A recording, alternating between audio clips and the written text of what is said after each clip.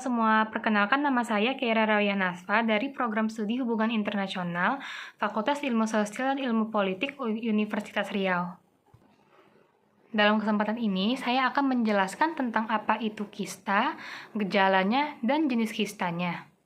Kutip dari Halodoc, kista adalah kantong berisi cairan, udara, atau bahan semi padat yang terbentuk dalam tubuh. Kista bisa berkembang di berbagai bagian tubuh, misalnya di kulit, atau organ dalam, misalnya ovarium, ginjal, maupun hati, atau jaringan lainnya. Kista biasanya bersifat jinak atau tidak kanker, dan ada juga kista yang bersifat ganas atau yang bisa menyebabkan kanker. Nah, ciri-ciri umumnya itu biasanya dapat terasa lunak atau berisi cairan. Terkadang menyebabkan rasa sakit atau membengkak jika terinfeksi atau tertekan.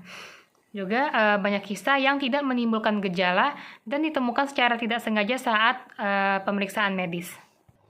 Nah, kista itu ada beberapa jenis. Yang pertama itu ada kista ovarium, yang itu yang terbentuk di indung telur perempuan.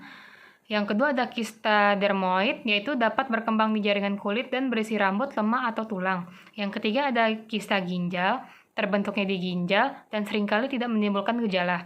Yang keempat itu kista payudara, yaitu berisi cairan yang dapat muncul di jaringan payudara. Nah, untuk saat ini saya akan menjelaskan lebih jauh tentang kista ovarium.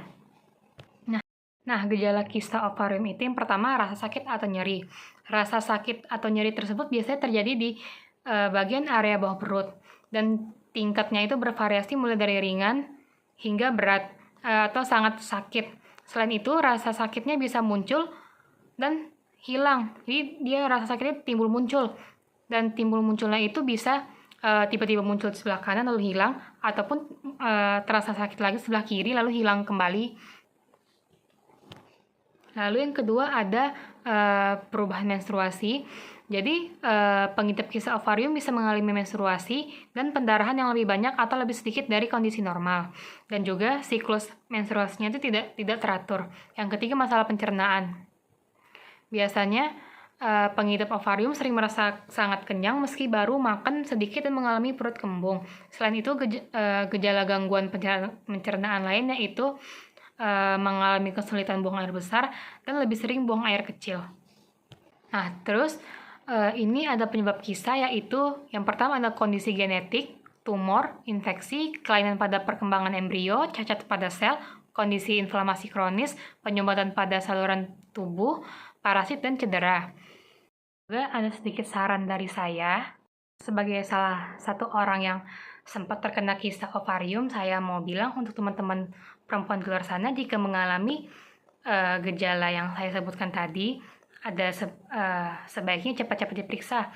Dan maupun yang mau itu merasakan gejala maupun tidak, periksakan saja. Jadi kalau misalnya pun ternyata kita mengidap kista, cepat ketahuannya.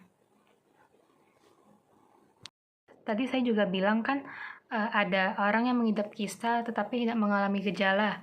Nah, itu menurut saya itu agak berbahaya ya, soalnya itu bisa beresiko ketahuannya saat sudah pecah kista tersebut atau sudah sangat parah, dan itu bisa mengancam nyawa. Teman-teman lebih diperhatikan lagi pola hidupnya, makannya, dan juga untuk yang perempuan menstruasinya lebih diperhatikan lagi, apakah menstruasi kita normal atau tidak, atau ada yang berubah atau tidak kayak biasanya. Ya, mohon diperhatikan lagi. Baiklah, itu saja dari saya. Sekian. Dan bila ada kesalahan kata maupun penjelasan, saya mohon maaf. Sekian, terima kasih.